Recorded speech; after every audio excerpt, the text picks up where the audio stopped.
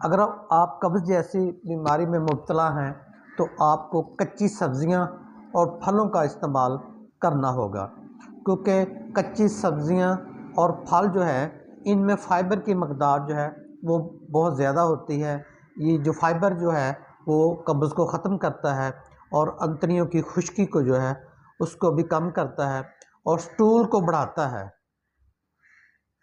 और स्टूल के बढ़ने से जो है वो कब्ज़ जो है वो ख़त्म हो जाती है। लिहाजा कब्ज़ को ख़त्म करने के लिए कच्ची सब्ज़ियां और फलों का इस्तेमाल ज़्यादा से ज़्यादा करें। कच्ची सब्ज़ियों में खीरा,